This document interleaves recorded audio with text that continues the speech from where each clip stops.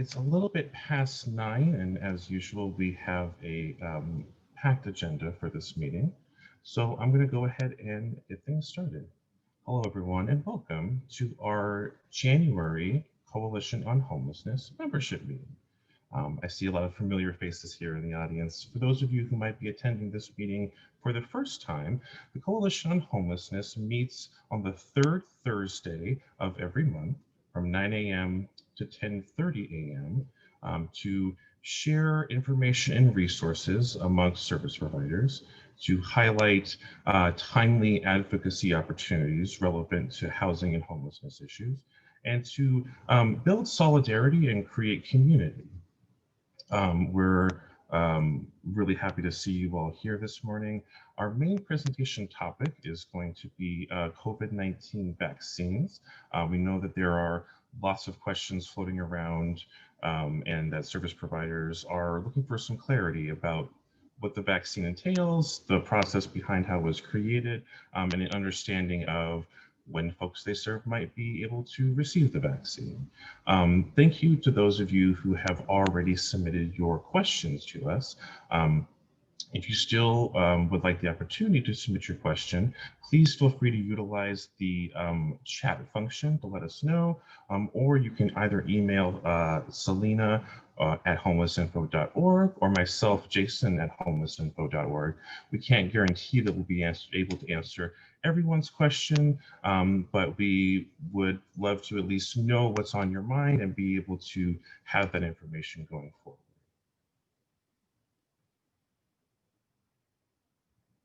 And we typically like to start these meetings by having a volunteer read our mission statement. Are we able to get our welcome slide back up on the screen? Thank you, Selena. We like to start our meetings by having folks read our Coalition on Homelessness mission statement, as well as our vision statement, just to sort of ground us in a shared understanding of this work and what it entails. Normally, I would point to someone sitting in a chair, usually someone fervently avoiding eye contact with me. Do we have any brave souls in the audience who can see the mission and vision statement who would be willing to formally kick us off this morning? And please feel free to unmute yourself if you feel so inclined.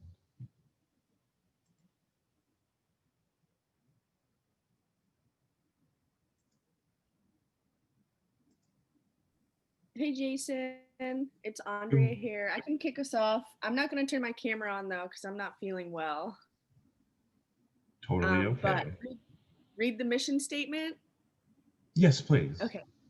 We mobilize our community to challenge systemic causes of homelessness and advocate for housing justice.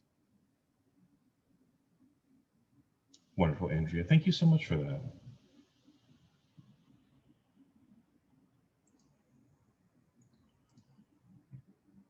All right, well, folks, thank you for bearing with us. We are making sure that we have everything lined up to be able to give this presentation, just putting the last touches on things.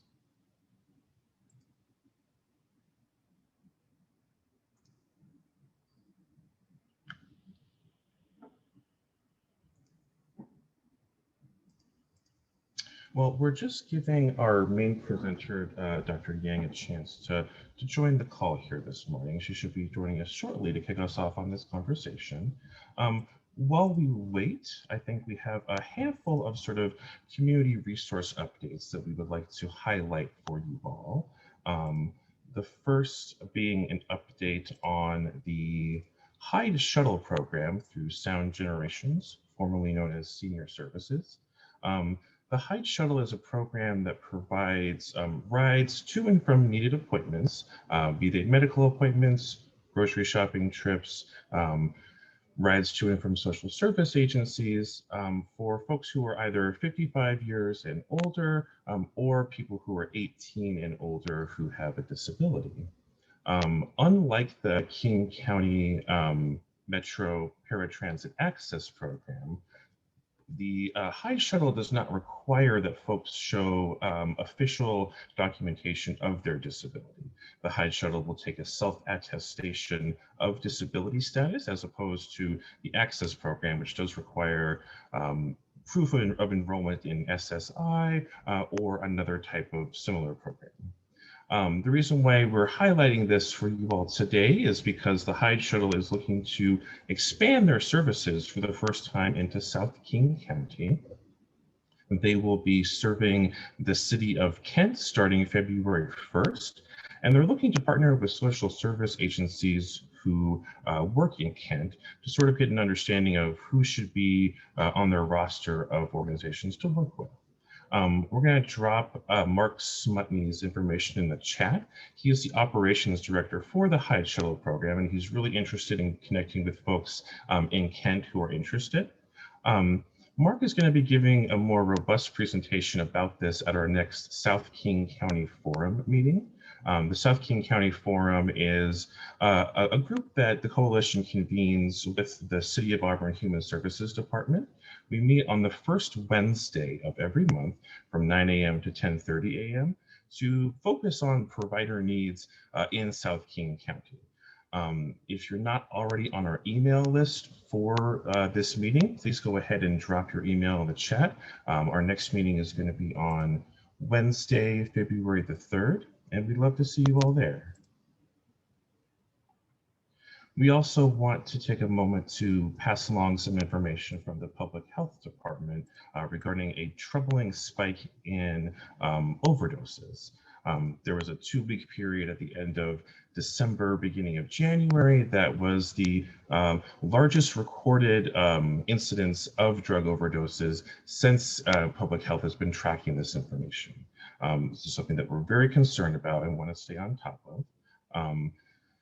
From the information that public health has given us, it looks like a lot of these are instances of people using substances alone, as well as people combining different substances together, a lethal combination.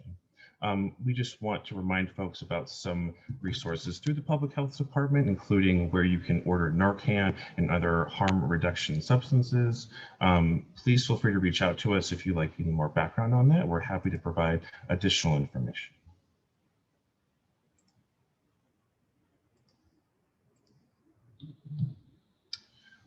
And we also, Jason, I'm so yes. sorry to interrupt you, Jason, but I wanted to suggest that while we are waiting for Dr. Yang to join us, although these updates are important, I think we should proceed with the portion of the agenda that's related to vaccines and allow Jody to do her piece, because this is really the core part of our topic today. And I know that people are really interested in hearing about what we know about the vaccine. Dr. Yang's presentation was going to be first in the agenda, but while we are coordinating with her, I think that we should continue to keep this our focus in the beginning. So what I'd like to do by way of introducing this topic, and then I'll hand things off to Jody, is to recognize that many people joined this morning's meeting hoping to have an answer to a couple of burning questions. When will my coworkers, staff, and I be able to have access to the vaccine as essential workers doing front-facing work? And when will the people whom we are serving, whether they are unsheltered, in shelter, or in housing, be able to be vaccinated? And I want to just state up front that we don't have the answers to those questions yet.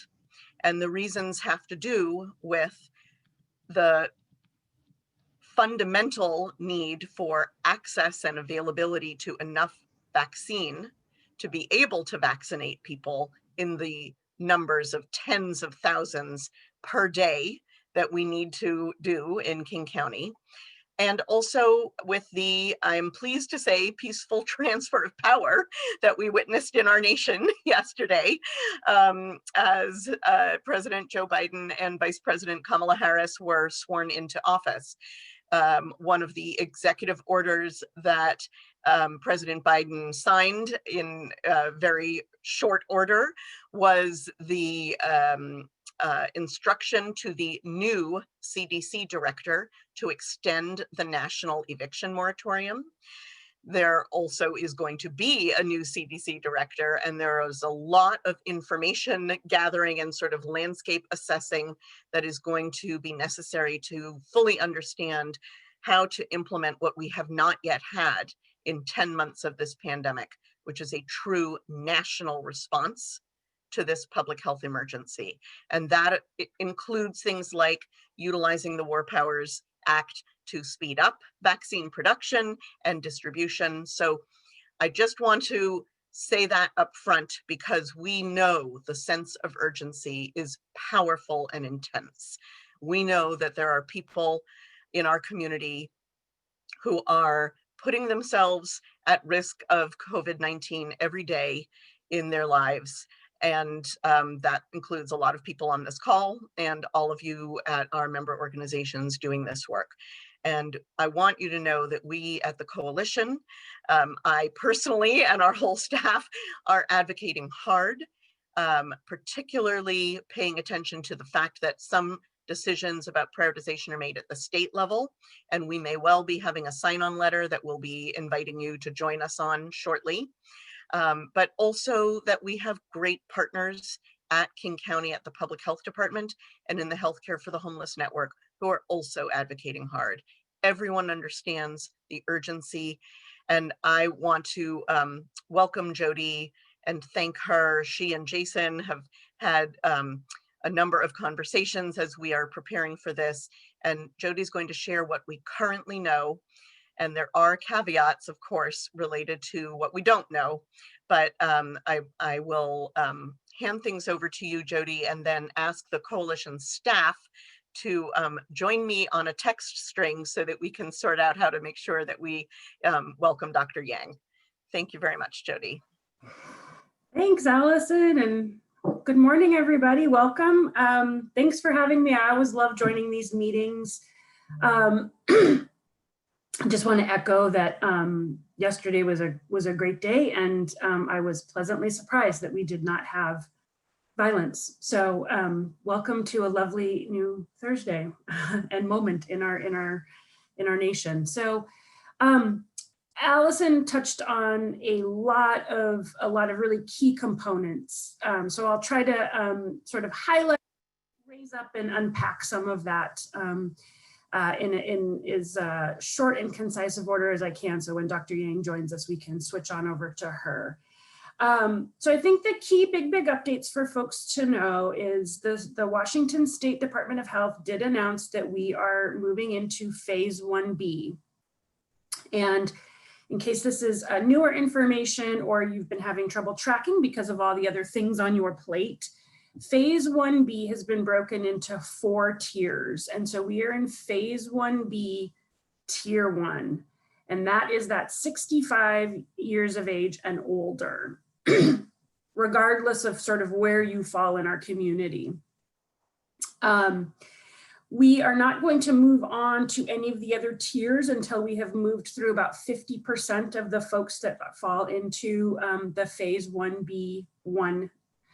And as Allison mentioned, we're talking tens upon thousands of folks.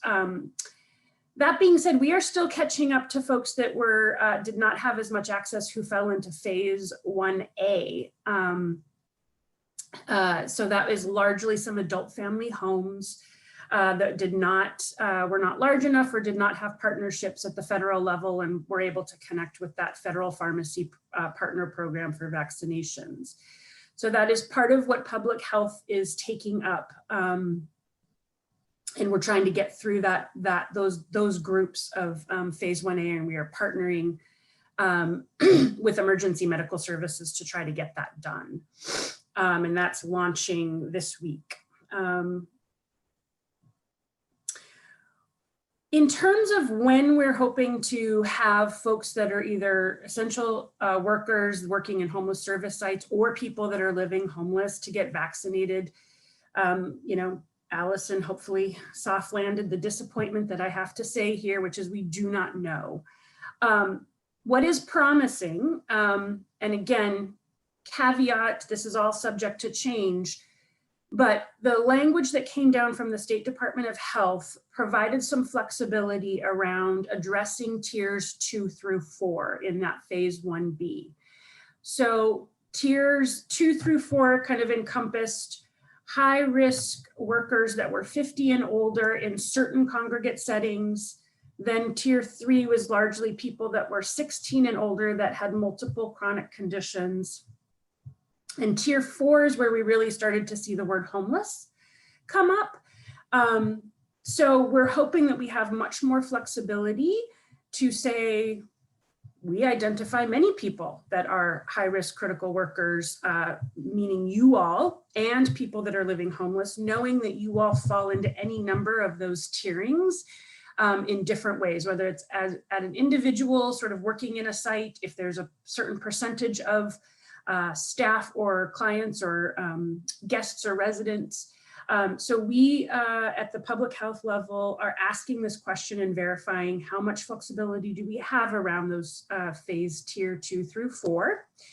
Additionally, we are looking to pull some data so we have a better understanding of sort of the demographic makeup of different service sites, so we can have a real clear sense of who has more folks where, you know, that might be 65 and older as part of your population and your guests.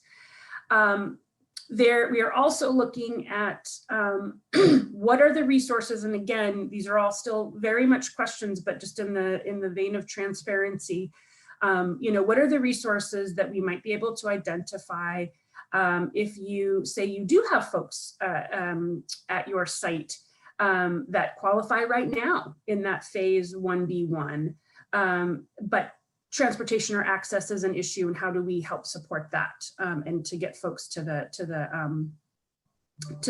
areas of vaccine that are available. On that regard, I've said this in a couple of different meetings, so this might be old news to you all, but the did announce and committed $7 million to vaccine work here in King County. Part of that work, it's a multi-modal approach, right? So we're going to be partnering with, you know, community. We're going to be partnering with pharmacies. We're going to do some high vaccination sites, similar to how we have done the mass testing sites. So we're working currently on 2 of those mass vaccination sites right now. I believe I am not speaking out of turn here when I say I think they're going to be located in South King County. And then currently the mobile vaccine teams is the other thing that we're really standing up, and that's part of what we're standing up this week, that will be addressing those adult family homes that are still kind of hanging out in phase 1A that have not gotten vaccine. So we are going to look at what it might be to partner with some community agencies that can do this with us, develop some mobile teams within public health. Right now, to get this going, we're partnering with EMS, and homeless service sites will be the priority for those mobile vaccine teams. And so as soon as we get the green light to address folks living homeless and or homeless service staff, who we absolutely believe are critical essential workers, we will be out there. My supervisor, TJ Cosgrove, who is the director of our Community Health Services Division, said on a meeting last week, our intent is not to go in and sort of be sussing out who is in your agency qualifies at, you know, tier 1 versus 2 or 3. If we're coming into your site, we're offering it to anybody that is you know, medically eligible for the vaccine and wanting that vaccine. We are not going to come in and be sussing out, you know, we're going to vaccinate everybody that wants to be vaccinated once we're there. And we're hoping to do that as soon as possible. So I'll pause there. I think that covers some highlights, and just see if there's questions, comments, anything else you want me to address. The Um, original estimate was April. Is that still a reasonable estimate? Yeah, that's a great question. We are hoping, and again, big fingers crossed, we want as many voices in this as possible, but we're hoping we might be able to do sooner. That April, and I think that was Karina. Forgive me if I miss calling you out there. That April was originally part of the Washington State Department of Health's sort of plan when they started to look at really distinct tiering in that phase 1B. And so again, where we really started to see people experiencing homeless or homeless service workers being identified as critical essential workers was in that phase B, tier 4, and that was kind of in that April timeframe. What we're hoping, and again, this is this is all in flux, is that if we have flexibility to assess tiers 2 through 4, we can then make the call that these are more fluid categories. These are not, static categories, and people might fall into any number of those. We might be able to start addressing, you all as critical workers and folks that are living homeless sooner. The other key thing that I can't underscore enough is this will depend on supply. And Allison had a really great comment about, we have a new administration. We already have, executive orders being signed to, resource and infrastructure that will help that, but we're not there yet. Those are the two kind of components that I think are really at play in terms of how soon we can maybe address getting you all access to vaccines sooner than later.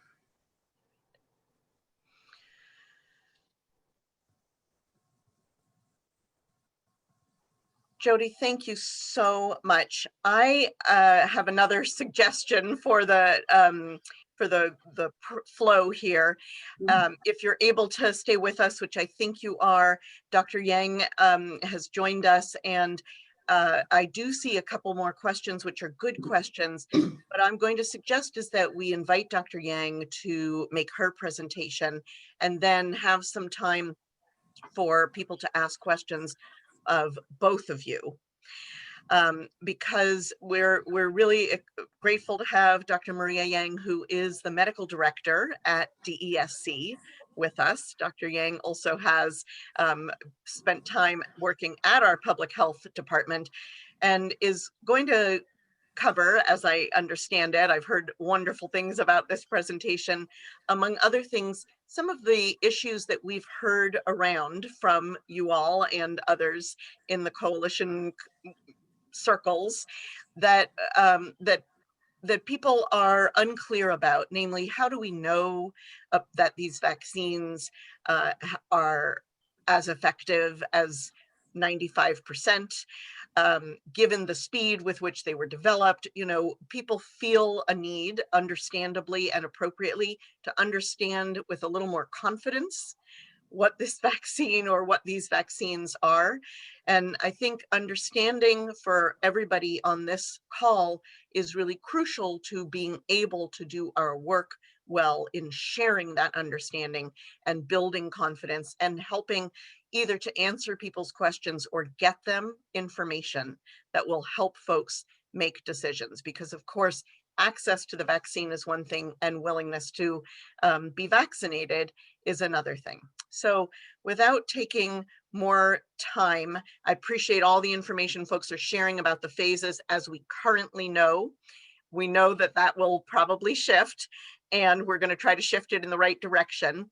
I'd like to turn things over to Dr. Maria Yang with great appreciation to her for joining, and we will make sure the presentation's about 30 minutes and then there are 15 minutes set aside for questions. So think about your questions, write them down, and we will get to that.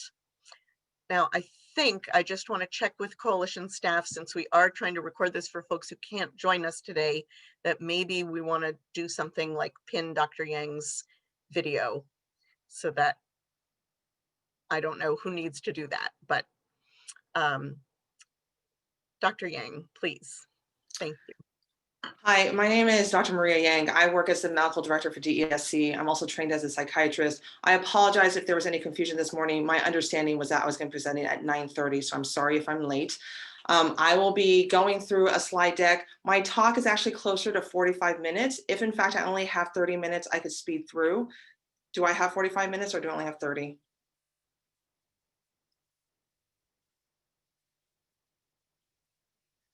Allison, can you comment?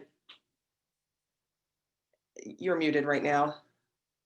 So sorry, we muted everybody, including me. Well, let's see. I think we want to give you the full amount of time. So now I apologize if I misunderstood. Let's ask if you are able to abbreviate it even by 5 minutes, just so that we Sure. have some time both for questions and for some of our very important legislative advocacy, which Sure. of course the legislature is in session, and that is also highly relevant. So if you're comfortable with testing, that would be great. Thank you.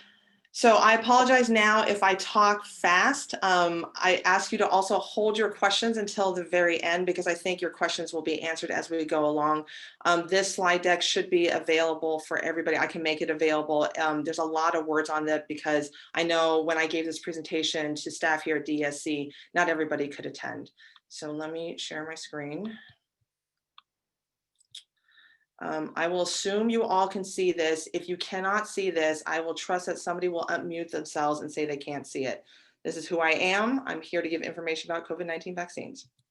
Okay, so the overall agenda, I'm going to go through an executive summary. I'm going to talk about how the virus works, the impact of COVID-19 on King County, information about the Pfizer vaccine, information about the Moderna vaccine. Those are the only two that are available as of right now, and some questions and some answers. So first of all, as I go through this talk, the vital information is going to be captured in this yellow box. So feel free to look at that if I'm either talking too fast or if the graphics are too small. So essentially, viruses like the one that causes COVID-19, it uses machinery and human cells to reproduce. So if I put a virus on the table, it can't just reproduce on its own. It actually needs human cells to do so. The cases of COVID-19 have been fluctuating in King County. When I first gave this talk in December, they were definitely increasing. Certain populations of color and Native Americans are more likely to get and die from COVID-19, both in King County and in the US. Both the Pfizer and Moderna vaccines were tested on literally tens of thousands of people across various groups, and I'll be showing you that data.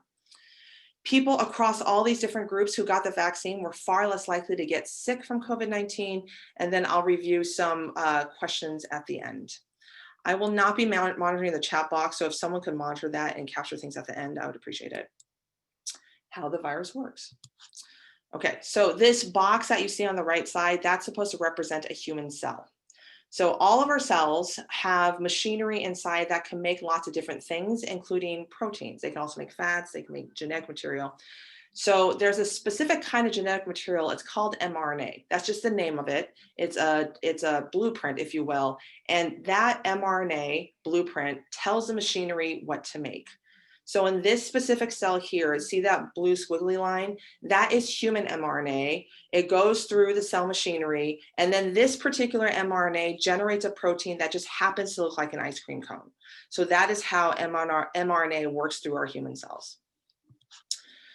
So viruses, the way they replicate is viruses find ways to enter human cells to use our machinery to make more copies of themselves. So sometimes they basically sneak their way in. I won't go into how they do that. The machinery, our human machinery, reads the red squiggly mRNA that generates all the different virus parts. So like, okay, here's your shell, here's your inside. The viruses then build themselves into full viruses inside the cell, and then they somehow leave the cell. So sometimes they literally like explode out of the cell, sometimes they leak out of the cell, but essentially it's human cell machinery that makes more copies of these viruses. So what we know about COVID-19 is that it affects a lot of different kind of cell types, but the cells that get impacted the most belong to lungs, heart, and brain. And so our immune system, when it sees this virus, because it recognizes, okay, this virus is not a part of you, so this shouldn't be here. So your immune system will start to generate antibodies. It will engage, frankly, in cellular warfare in an effort to get rid of this infection. And the different symptoms that people develop from COVID-19, if they get symptoms at all, is a result both from cell damage and also your immune system trying to fight off all these different viruses. So this is like why we get fever sometimes. That's actually our immune system trying to like get rid of the virus. If our organs get too damaged, this is what can lead to people getting really sick and potentially dying because their lungs might get filled with fluid, their heart might get too damaged. These little plushy viruses, you notice that they have yellow spikes on them. Please keep that yellow spike in mind because we will come back to that spike in a little bit.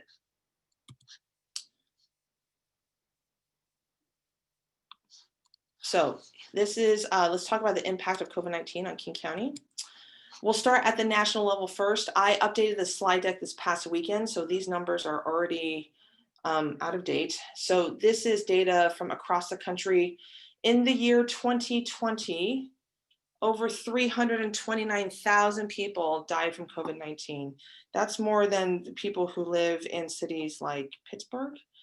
You compare that to the nearly 9,000 people who have died from influenza. I don't want to minimize the people who died from flu, but 9,000 compared to 329,000 is obviously a huge difference. As we all now know, the number of people who've died from COVID-19 is over 400,000. King County has done a stellar job. I'm not just saying this because Jody is on the call or other King County reps are on the call. They've done a really nice job of providing data for the region to look at. So these dashboards are all available publicly. You can look at them every single day. So this is a key indicator dashboard. We're going to focus on the numbers that are circled in yellow. So essentially the 349 number, that tells us the number of people who tested positive for COVID per 100,000 people. The goal is to have fewer than 25 people, and obviously 349 is much bigger than 25. And we've seen an increase in cases, and right now our numbers are fluctuating. This reproductive number talks about how big the outbreak is. So one way to think about it is if Maria Yang has COVID-19 and the reproductive number is currently at 1, that means Maria is going to infect one other person with COVID-19. If the reproductive number is 3, that means Maria, one person who's infected with COVID-19, is going to infect 3 people. If the number is 5, then it's 5 people, right? So we want the number to be less than 1 because if Maria Yang, one full person, infects 0.7 of a person, that's not a full person, and therefore that outbreak will be shrinking. There's special math that goes into this number. I do not understand all the special math, but that's what it represents. So these are cases within King County. So as of this weekend, over 72,000 people have tested positive, and we've had close to 1,200 people die from COVID. Dr. Duchin, the health officer for King County, was commenting that between 40 to 60 people were dying a week from COVID-19 here in King County. This is a busy slide, so let me break this down for you. So this slide talks about COVID-19 as it impacts different racial groups. So let's just look at the top line that's labeled white. So the gray bar under the white row that's labeled white, that represents the percentage of people in King County who belong to that racial group. So about 59% of people in King County are white. The blue bar represents the number of people infected with COVID-19 who belong to that racial group. So even though white people make up about 59% of the people in King County, only about 40% of the people who have tested positive are white. So if we move down to the row that's labeled black, about 6% of King County is comprised of Black people. However, of the people who have tested positive, it's 12% of them have been Black. So what this tells us is that this infection is disproportionately affecting certain racial groups. The groups with stars next to their names are the groups that are disproportionately affected. So this is Blacks, Hispanics, Native Hawaiian Pacific Islanders, and American Indian Alaskan Natives. This is not inherent to anything about their biology. This really reflects that people of color are often living in multi-generational households, and it's difficult to isolate and quarantine in case somebody gets sick. They often make up our essential workforce, including farming communities, including people who are working in grocery stores, and they also may not be able to access PPE or other resources that would limit the amount of infection. So there's nothing biological about this. It's really related to environmental factors. One caveat, as noted in the bottom of the slide, is about 28% of these cases are missing race data. That may be significant, it may not be significant. We don't know at this point. This is the same graph, but it represents deaths.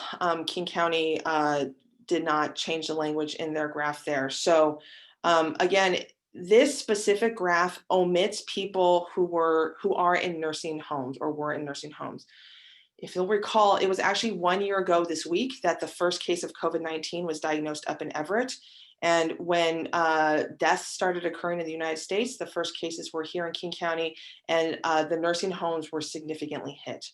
So this graph removes everybody who lives in a nursing home. When we look at people who have died, it is, again, disproportionately affecting certain groups of color.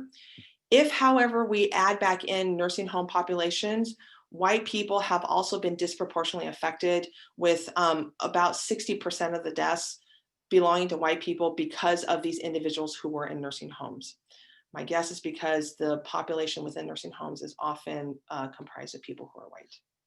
This race data is far fewer, or that's missing is far fewer, excuse me. This is a dashboard that King County has related to people who are experiencing homelessness. This is, again, from last week. You can see from this data here, again, this is very busy. If you look at the right side, we can see from the available race data that, again, Black, Hispanics, Native Hawaiian and Pacific Islander and Native populations are disproportionately likely to test positive for COVID-19. We have had some deaths within people who are living homeless right now. The number is small, so it's hard to make any informed guesses about how race is impacting that because the number is relatively small. Here at DSC, we've had 5 people die from COVID. Only 1 was living homeless, but they were staying in one of our shelters.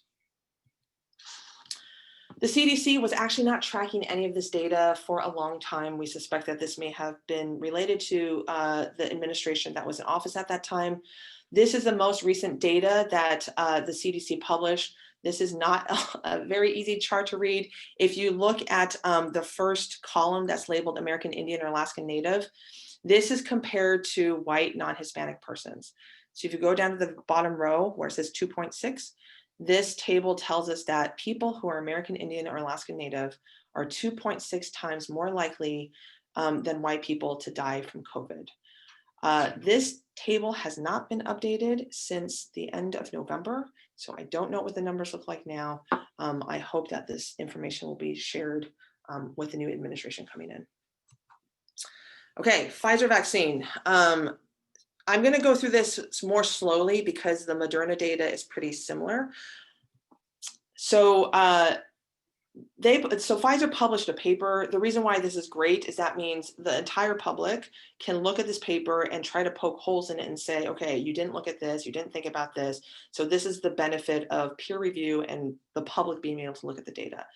If you're interested in looking at the data or the article, the link is at the end of the slide deck.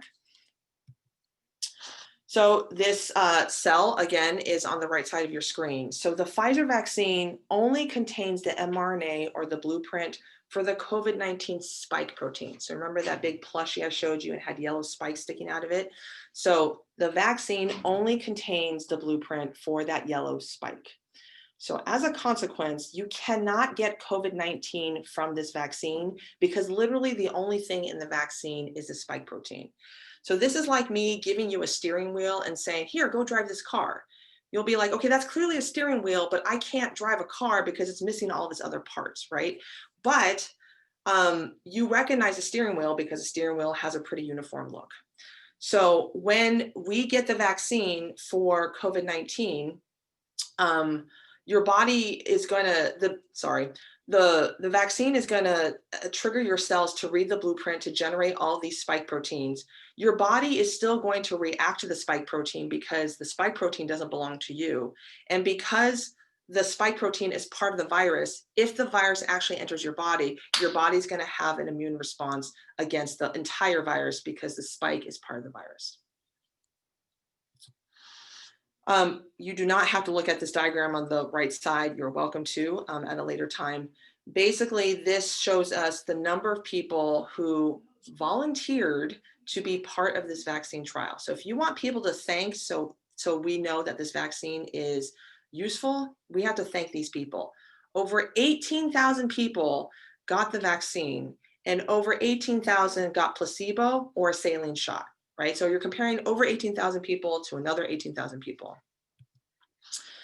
So this table shows the makeup of these different people. So the BNT162B2 thing, that's the vaccine.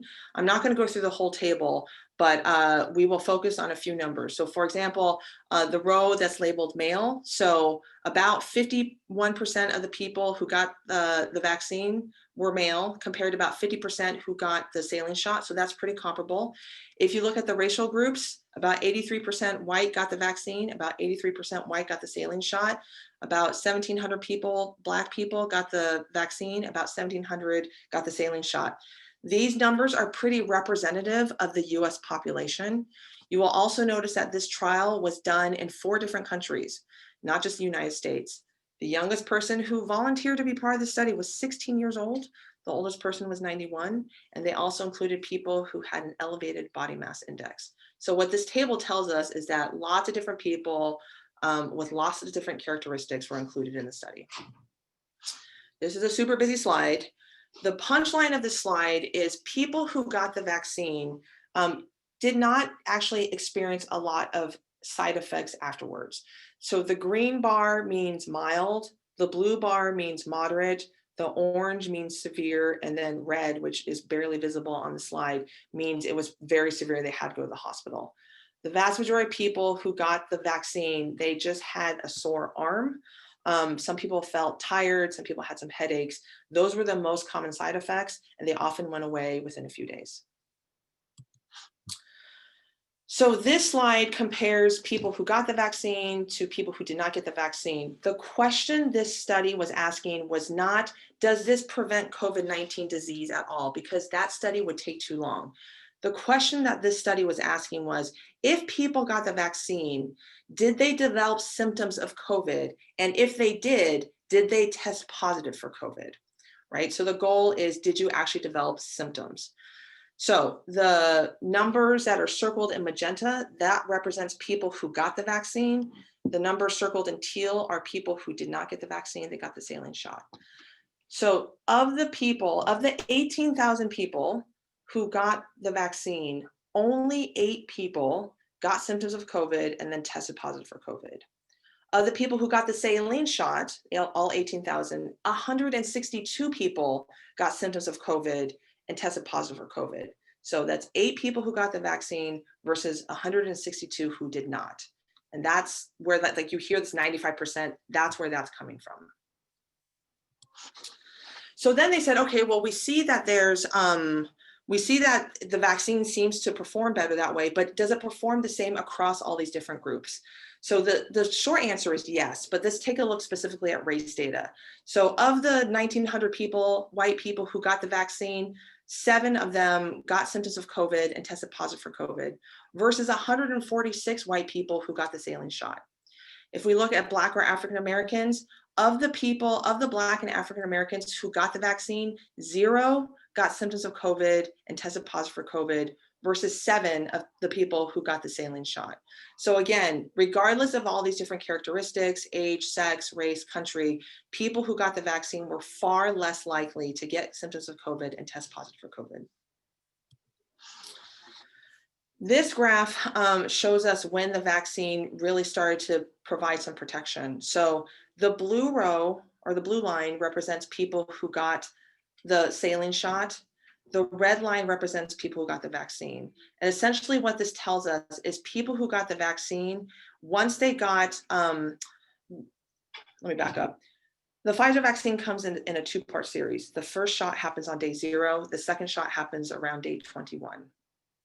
So people, particularly after they got the second shot, they were just far less likely to get COVID or get symptoms of COVID and test positive for COVID versus people who got the placebo shot. That line just kept going up because people kept getting sick.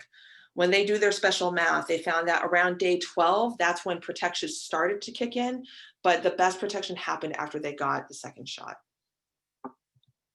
Okay, Moderna, we're gonna go through this data a little faster just because it's very similar to the Pfizer data. When I made the slide deck, they hadn't written a paper yet. They have since published a paper. So I used the FDA, the information they submitted to the FDA. It is dense. I linked it to it at the end of the slide deck. You're welcome to look at it, but I will tell you it is a dense deck. Okay, same thing. Here's your human cell. There's that red spike protein because Moderna did the same thing. We're going to use the spike protein. We're going to put in a vaccine. We're going to have the human cells make the spike protein. So again, I'm giving you a steering wheel. I'm not giving you the whole car. So you cannot get COVID-19 from the vaccine because it's literally only coding for the spike. So Moderna only did their study in the US. They recruited about 30,000 people. So again, tens of thousands of people when we combine this data together. Over 14,000 people got the Moderna vaccine. Over 14,000 people just got a saline shot. Moderna included, again, also data related to race, which is very similar to what's comprised in the US population. They also included a lot of age ranges. Moderna, the youngest age was 18. This is why people who are 16 will get the Pfizer vaccine. People who are 18, people who are 16 will not get the Moderna vaccine just because that's the way the study was done. That's the only reason why.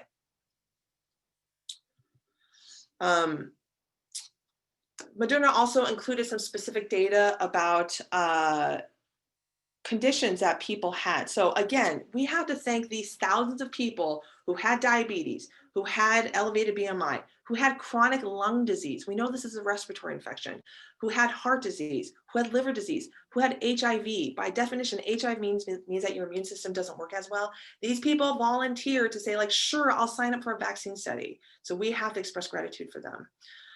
We also see some data about like who volunteered. So we see healthcare workers, we see people who work in warehouses, we see border protection military personnel.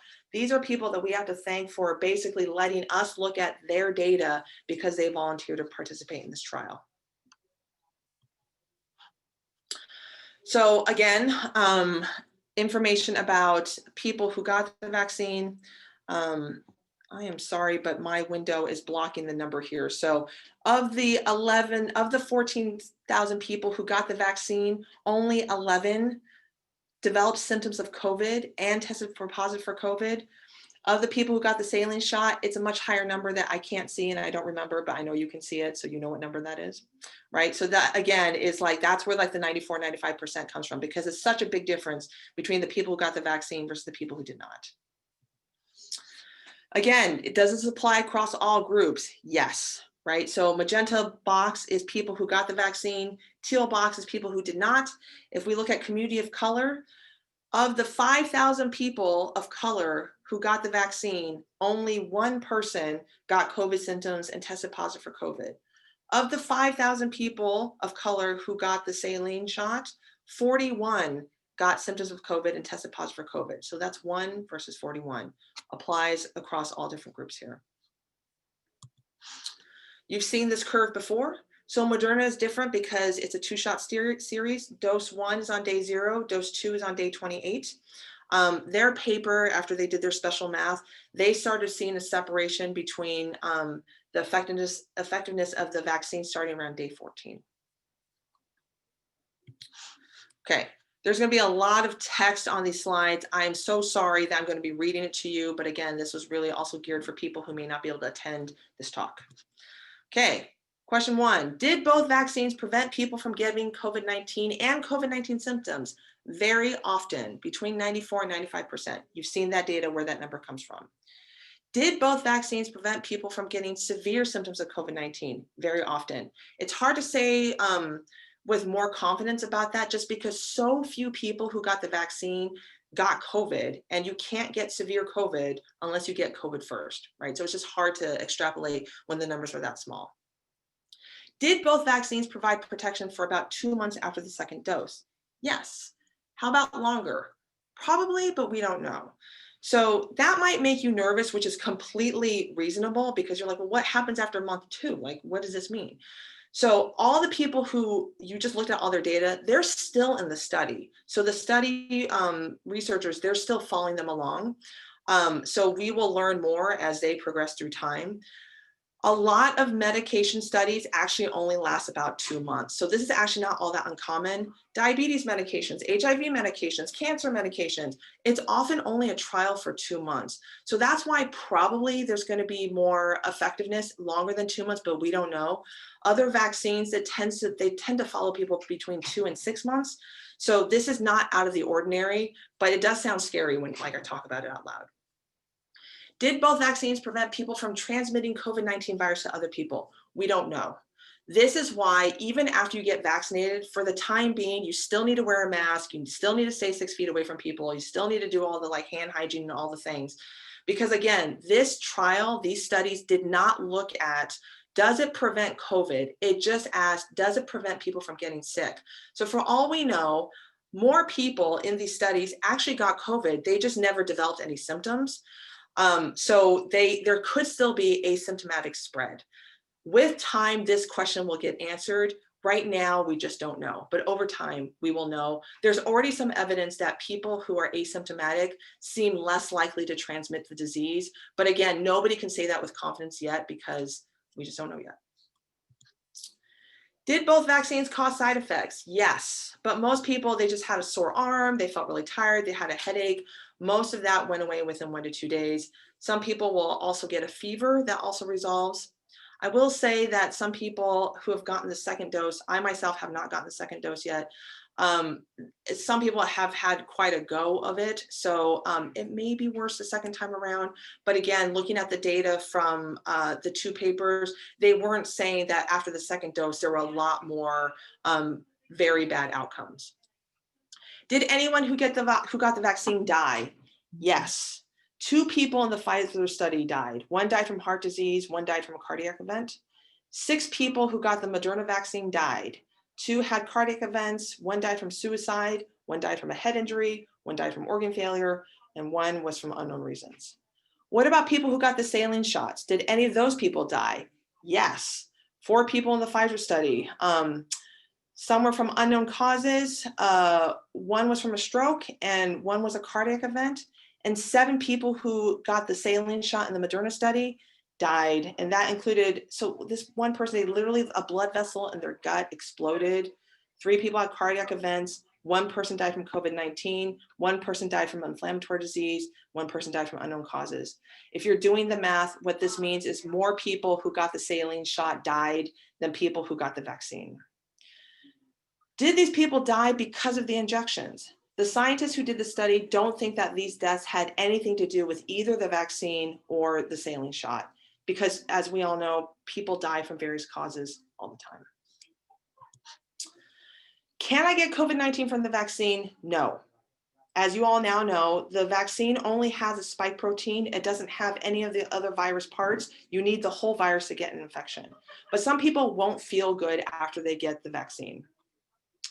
If I had COVID-19 and I recovered, should I get vaccinated? Yes. The reason why is we know that people are getting reinfected. We also don't know at this point how long people have immunity from COVID-19 if they got it. The fact that we're seeing people get reinfected tells us like, okay, maybe they don't get that much immunity. We know with the vaccine that there's at least 2 months and potentially longer. Should my kids get the COVID-19 vaccine? Not yet. So when we looked at all this data, right? So the Pfizer, the youngest age was 16. The Moderna, the youngest age was 18. So we just don't have enough data yet. God bless these parents who are like signing up their kids to get the vaccine because those studies are happening right now. Let's be clear, I think they're having some recruitment difficulties for all the reasons that you can imagine. If I have chronic medical conditions, should I get the vaccine? Probably yes, but you should talk to your doctor. So as we know, people who got the vaccine included, again, these amazing human beings who are like, yeah, I have diabetes. Yes, I have HIV. Yes, I have hepatitis C. Sign me up for the trial, right? So we know that some people with pretty significant medical conditions got the vaccine, but there are certainly instances when it may not be a good idea. Maybe you just had a bone marrow transplant. Maybe there's something else going on with you. So definitely talk to your doctor. Will getting COVID-19 give me better immunity than the vaccine itself? We don't know, but probably we don't know. So the concern is if you're like, I'm not gonna get the vaccine, I'm just gonna get COVID directly. As you all know, some people get really sick from COVID and some people die from COVID. There's also people who get COVID, it may not be that severe, but they have symptoms that go on for weeks to months. Like you might have heard about these long haulers, people who feel like they just can't think very well. They get winded climbing a set of stairs. So the vaccine, we know that it causes much, much fewer symptoms, and that it at this point does not seem to be contributing to any of this long hauler symptoms that are happening. Do I need to get both vaccine shots? Yes. Right now, data suggests that the second shot really serves as a booster. If I get the first dose of vaccine from Pfizer, can I get the second dose from Moderna or vice versa? No. The reason why is we just don't know what's going to happen because no one's done that study. So maybe over time we'll get more information, but right now the recommendation is if your first shot was from Pfizer, your second shot should be from Pfizer, same thing with Moderna.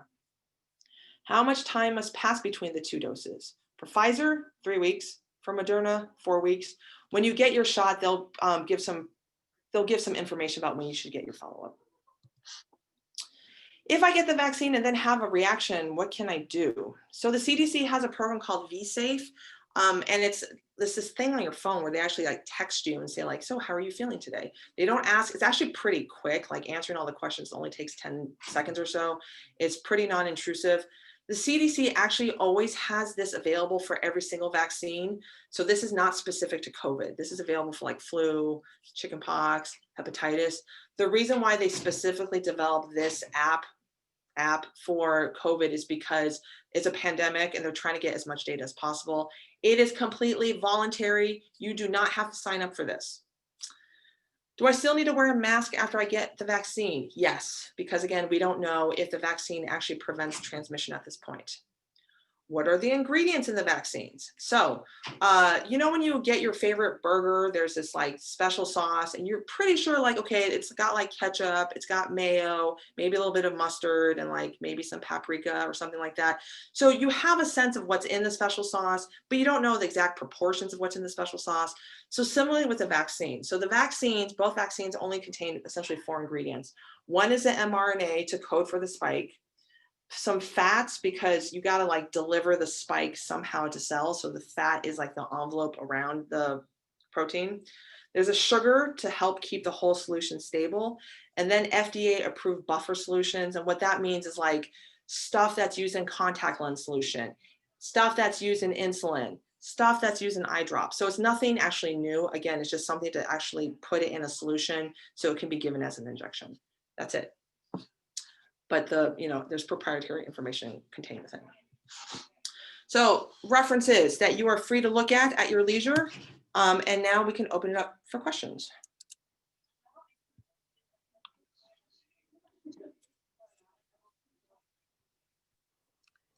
Dr. Maria Yang, we are going to give you a virtual round of applause. Thank you so much for packing a wealth of truly comprehensible information into your presentation. We're most grateful. And yes, we give our appreciation to all the people who stepped forward to develop these vaccines. I really thank you for naming those brave souls. I have seen some terrific questions come in, some of which I do think you addressed in your presentation. And I know that Jason and Selena are also monitoring the chat, which for some reason I'm having a hard time pulling up. You're getting lots of thanks in the chat here, and we'll pass that on to you. There is a question, and I think maybe this is something that you answered, but I would appreciate it if both you and Jody perhaps could speak to this. The need to continue taking all the current precautions about COVID-19 transmission that we are taking while vaccinations are happening is something that I think is not very well understood. So several people have asked, how long does the protection in the vaccine work? I know you referenced this, but if Dr. Yang, if you could just speak to that again, and Jody, perhaps you could talk about the goal that King County has set, I believe, of vaccinations for 70% of adults within a certain time frame. So let's just reinforce those points. Yeah, so I mean, Jody can certainly speak more to the public health around that. And Jody, thank you so much for the work that you and your teams are doing at public health. Not just saying this butter up, you guys are amazing. Like, in the absence of federal guidance, collaboration, organization, you guys have been amazing with INQ, vaccinations, testing. Thank you so much. So yes, the vaccine, like I noted in the lecture talk, we don't know anything about transmission. I think we're all hopeful, given the data that's coming out, that transmission seems to be far less likely to happen once people get the vaccine, if they actually get COVID. But we don't know that. We don't know about that. So if all 80 of us are hanging out in a room together, and I got the COVID, let's say I got both doses of the COVID vaccine, I may still get COVID, but I'm feeling fine. I'm like talking to y'all, and then some of you may not have gotten the vaccine, and I, walk by, talk to you for 20 minutes for whatever reason without a mask on, which would be super weird. But if that happened, then you might get COVID, even though I feel fine. I'm like, I got both vaccinations, like I'm totally fine. But if you haven't gotten vaccinated, and in fact, if there's still transmission happening, this is why gotta still keep wearing the mask, gotta still do hand hygiene, stay away from people if you can, talk to them outside. I know it's disruptive. I know it's annoying. It will not last forever. The pandemic, like pandemics don't go on indefinitely. It will end. So please hang in there. I know it's super annoying, and I'll let Jody speak more to it. Thanks. Yeah, just huge kudos, Dr. Yang. That was a fantastic presentation. I will be carrying some of that information forward. I think another key thing that might just be helpful for folks, because, you're out there in the world and people have all their different, sources of information, some probably better than others. And I think what is really, really key to remember about both of the Pfizer and the Moderna, and Dr. Yang covered this really well in the presentation, but there are other vaccines that we do know help protect.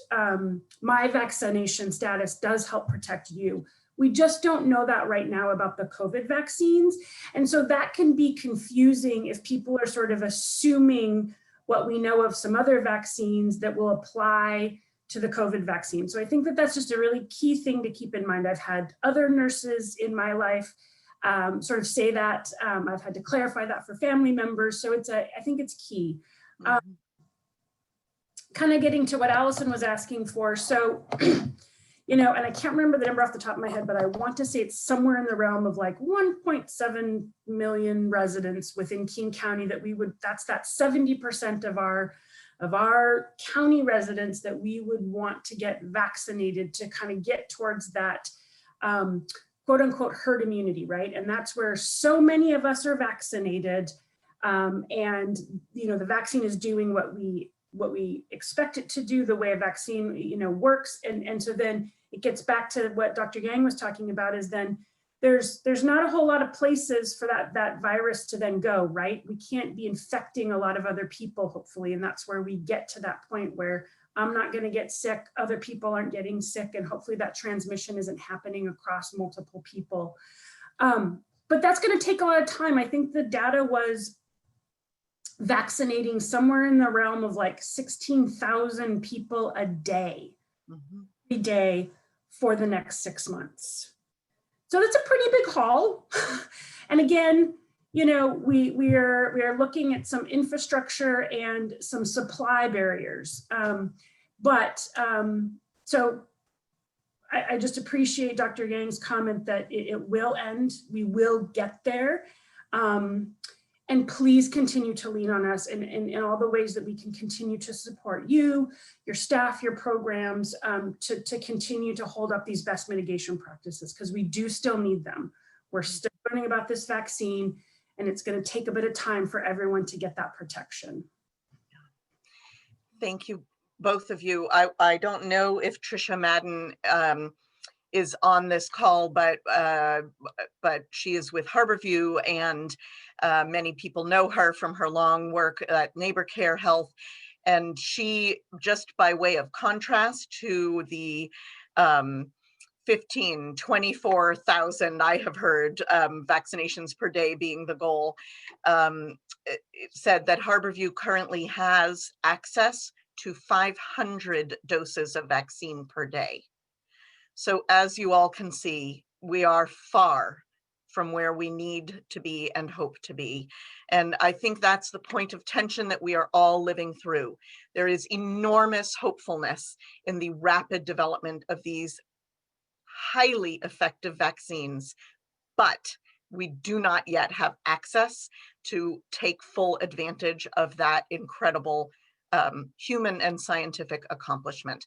And that is a hard place to be. And I also just appreciate the recognition that we have been hanging in there for 10 months. You all have been front and center.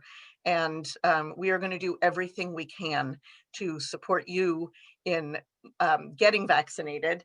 I want to name 2 other questions that have come in, and then also talk about what we can do after this to share good information. So I saw 2 questions. One is there anything different in the second vaccination shot from the first vaccination shot? And then a question about whether or not it is advisable, what happens if someone currently has COVID-19 and is vaccinated? There is no difference between the first and second shot. It's the exact same thing. And if someone currently has COVID, this is happening because public health is on the call, and there's differing guidance. So some guidance says that if you've gotten COVID, you should, so everybody agrees you should get the vaccine. Some guidance has stated that you should wait about 90 days after you recover from COVID to get the vaccine, because given available data, it seems like some people have like 3 months of immunity. Some other guidance says if you have COVID and then you've recovered, you should get the vaccine as soon as possible. I am not in the best position to say which one's right, because I think the data keeps changing. So Jody, I don't know if you can comment on that from King County's perspective. Yeah, thanks, Dr. Yang. I don't think I have anything to add, just that this is still a bit of a discussion. What I will add, that sort of the follow-up question in my mind that pops up is, it is being recommended if you've been exposed. The vaccine is being recommended if you've been exposed. So say you're in a congregate setting, your bedmate or your colleague tests positive, and you have been identified as a close contact. That is not a contraindication to not get the vaccine. We still want to vaccinate you. So I think that's a nice thing that I think has come up in a couple different conversations that I've had. Great. I believe that while there are many excellent questions, we have time probably for one more, and I will ask Dr. Yang and Jody to share with me offline what their potential willingness or availability might be to have another session at a future time, because this has been so helpful. I'm going to look to coalition staff, who I think have several questions lined up, and invite you to ask just 1 or 2. Yeah, thank you both for being here and answering questions, and it was really enlightening. I think that there are many, many questions, and so I think I it's hard to pick like one that is most important because they're all important. I think maybe a question for like Public Health Seattle in King County is thinking about staff working in homeless services, particularly behavioral healthcare staff. I know that a lot of things are up in the air and things are changing in terms of like who is eligible, but is there a way that we can stay up to date on eligibility, given that it changes so often, and who can we reach out to for, I guess, transparency so that we understand how these decisions are being made, and yeah, I guess who's eligible and when. Yeah, thanks. I think I saw that question earlier about the behavioral health.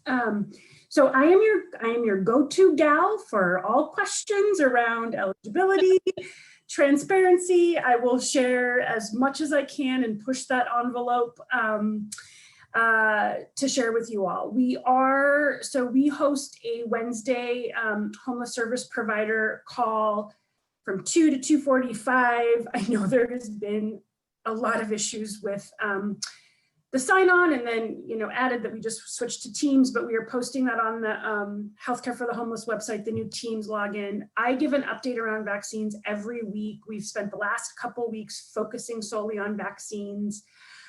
So you can email me, I'll drop my email in the chat. That's a good place. I'm happy to come back to the coalition and talk whenever needed, wanted. This is always a priority for me. And then I will just say that the way public health thinks about, sort of the very large umbrella term of homeless service provider, that is, if you're an outreach worker, if you're a behavioral health person, if you're a medical provider in a shelter, if you are, a case manager, like if you're touching, someone experiencing homelessness in sort of any real way, that you're in our book. And we don't want to have to parse that out when we start when we get the green light to work and offer allocation of vaccine. We're just going to be going through from an equity lens to then start to get out there into the community.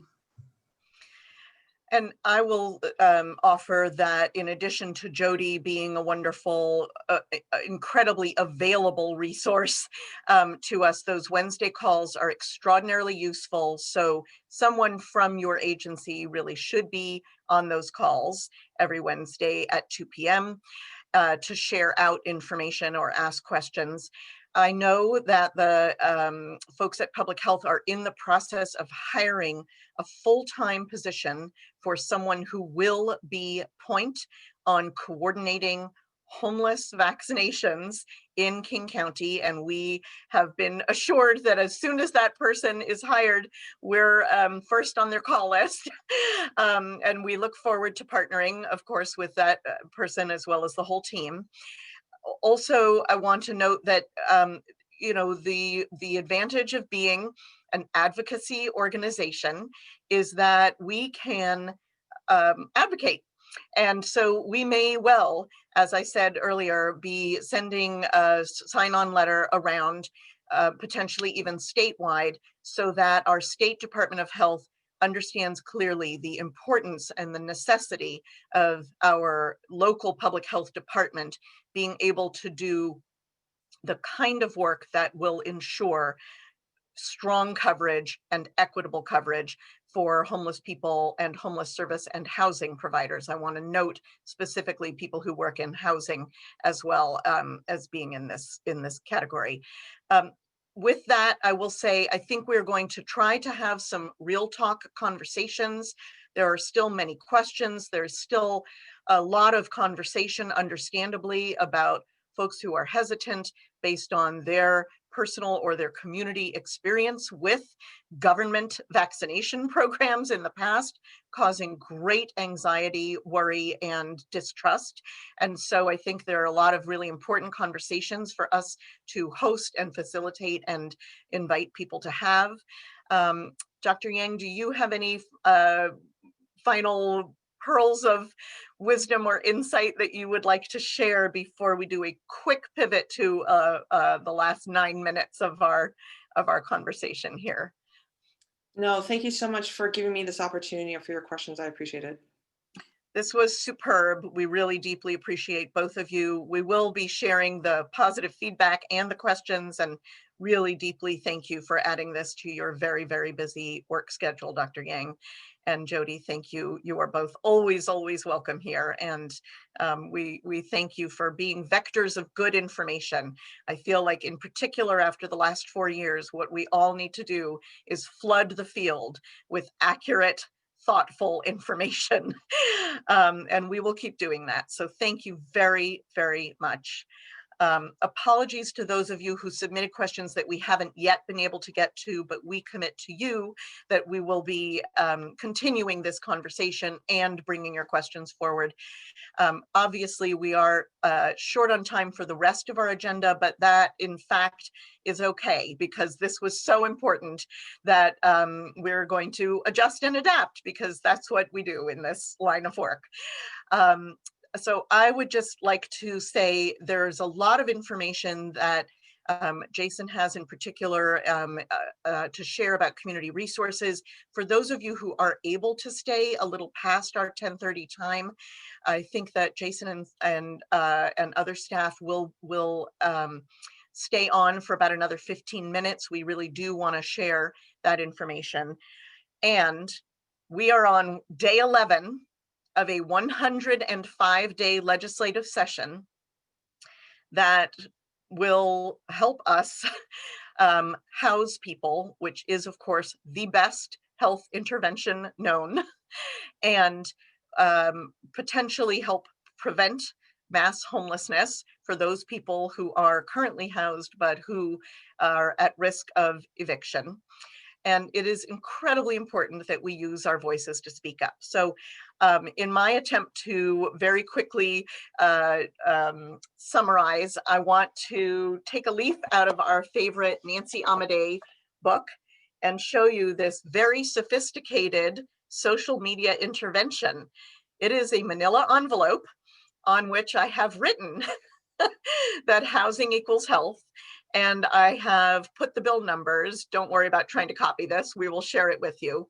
But I show you this as an invitation to think about creative ways that you can work with the people in your workplace, the folks whom you serve, to do low tech, high effectiveness advocacy on legislation that will strengthen TANF, invest deeply in housing, provide potentially tens of millions of dollars to purchase empty hotels and motels and turn them into shelters and housing, ensure that we have robust behavioral health supports and alternatives to 911 in our entire state, and do things like potentially limit rent increases once the pandemic is over, and make sure that people are not all of a sudden hit with massive increases in rent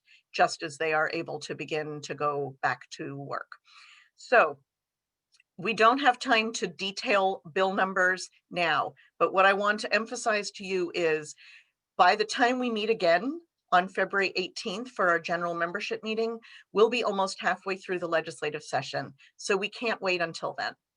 I want to give you a few quick ways that you can ensure that you get to use your voices and leverage the voices and our collective power of all of the many organizations and individuals who are participating in this conversation today. And those include things that you may be familiar with, like writing emails and making phone calls and using the legislative hotline, 1-800-562-6000, as well as some new approaches. And one of the new approaches that we're really excited about is that we've taken our Homelessness Advocacy 101 workshops, which we used to do for 2 hours on a weekend or on an evening, 3 to 5 times during a legislative session, and we're making them weekly. So I'm going to ask Selena to talk about what we're calling our Speak Up pop-ups every Tuesday for the entire session. Come to all of them, come to one of them. spread the word. And Selena is going to talk a little bit about it, and staff will drop the registration link in the chat. And then, so that I don't have to talk once Selena is done, I will just say the one last thing, which is please, please, please open our Action Alert emails. If you're not on our Action Alert email list, sign up for it at homelessinfo.org. We are going to give you ways through email action alerts, through Facebook, and through Twitter to do something every single week. We have 105 days minus the 11 to make sure that the state legislature understands that housing is health and that our priorities must be the top priorities during this triple pandemic of COVID-19, homelessness, and racism. Selena. Hi, everyone. Let me know if you can't hear me, but yeah, so we've created our Speak Up pop-ups, which Allison alluded to. They're every Tuesday, 5:30 to 6:30. So they're only 1 hour. For the first part, we'll sort of like give you the background that you need to know about the legislative process and how it works. And then the last part will be, here's what you can take action on right now. And we'll give you time to do so. It's really designed to be accessible to everyone. So for some of you, the information that we go over at the first part might be review, but I invite you to come and listen and think about ways that you can give that information to the other people that you work with or the folks that you serve. And then for others of you who have never gotten started with state legislative advocacy, it's new to me too, so you're totally welcome. I'm learning alongside you. And of course, we have excellent Allison, who has a lot of experience. Yeah, we just want to make it bite-sized and accessible, and also keep momentum going throughout the entirety of the state legislative session. And I've dropped the registration link in the chat. Please invite others as well. It's super important this year that we demonstrate as much widespread support for housing justice as we can.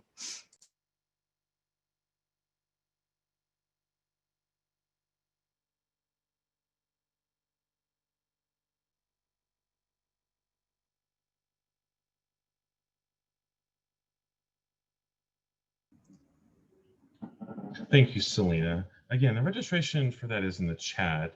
This is a recurring event that's happening every Tuesday evening. So we really encourage folks to sign up, even if you may not have a free Tuesday next week or the week following. We will sort of use this as a platform to keep you apprised of the legislative session, and we hope to see you at one of these events. As Allison mentioned, we are going to sort of formally wrap up here at 10:30, although we're going to extend the meeting just a little bit to give folks the opportunity to share a little bit of extra content. Like I mentioned at the top, we meet here in this space on the third Thursday of every month. Our next meeting is going to be on Thursday, February the 18th at 9 a.m. We're going to drop a registration link in the chat there. I also do want to quickly mention to folks that our 2021 membership drive has kicked off. The coalition is a membership-driven organization, and we sort of rely on the participation and enthusiasm that you all and your organizations bring to be able to make our work possible. We're going to drop a link in the chat. If you are the right person, or if you know the right person at your agency to talk to you about membership, please email Aileen, our operations director. She's more than happy to answer any of those questions. And so for folks who can't stay a little bit past 10:30, again, we want to highlight a couple of local resources here. If Dorsal is still on the call, which I think he may not be, Fusion Federal Way is an organization down in Federal Way that recently expanded their capacity to include emergency housing. Previously a transitional housing program, Fusion is now offering 29 units to families with children. That's defined as any adults with any minor in their care. They do ask that folks call the King County Family Shelter Line run by Mary's Place for referrals. They're both interested in additional referrals, and they're interested in connecting with South King County providers who might be interested in supporting their work. We will make sure to include that information in the follow-up. And all of the resources that have been mentioned here are available on the meeting agenda blog post that we have on our website. And I will drop a link here in the chat. Please feel free to go over that. There's some additional information regarding expanded and changed shelter options in Seattle King County. Please feel free to follow up with one of us if you have any questions. All right, and I believe that is the full content for this meeting. Again, thank you everyone so much who were able to stay on the call. On the behalf of myself, Selena, Sasha, Allison, Aileen, Leslie, and everyone else in the Coalition Network, thank you so much for your time, and we look forward to seeing you all next month. Take care, everyone.